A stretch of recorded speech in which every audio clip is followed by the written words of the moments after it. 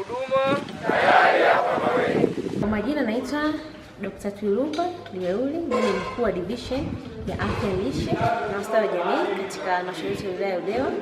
Na leo tarehe 24 mwezi wa 8 ni tarehe ambayo rasmi tumefungua huduma zetu za afya katika kituo chetu kipya cha afya cha Mawengi ambacho kipo katika kata ya Mawengi.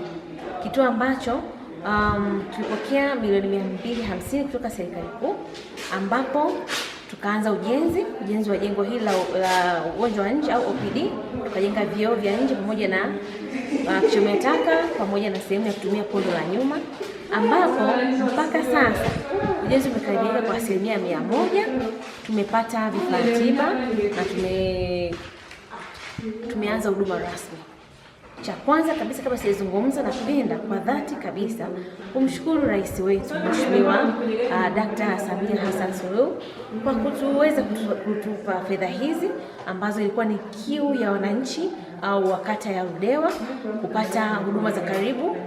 Basi atupatie hizo fedha na tukaweza kujenga.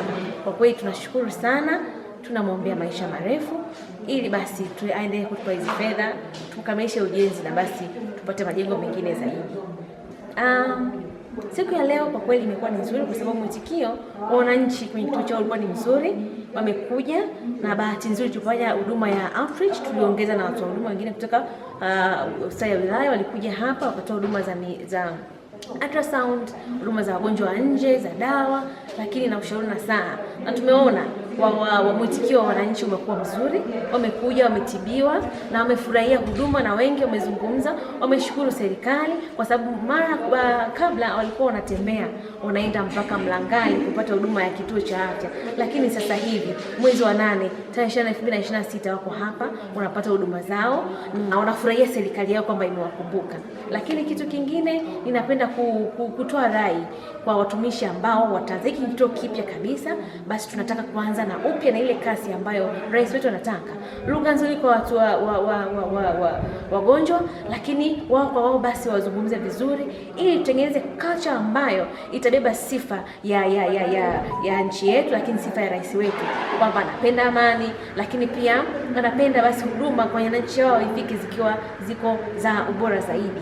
Tunataka hii sehemu isiwe na malalamiko kabisa, na tumeongea hapa, tumeweka mikakati yetu kwamba kuwe na sanduku la maoni, lakini daftari la maoni ambayo mgonjwa akitoka basi anaweka maoni ili basi tuboreshe huduma, tutoke kwenye dhana kwamba serikalini hakuna kubembeleza. Yaani tunataka tubembeleze wagonjwa wajisikie vizuri, waone raha ya pesa yao, maana hizi ni kodi zao, waone raha ya pesa yao iliyotumika, basi pia waone kwamba serikali yao inawajali, na ndio maana tumeweka mikakati hiyo.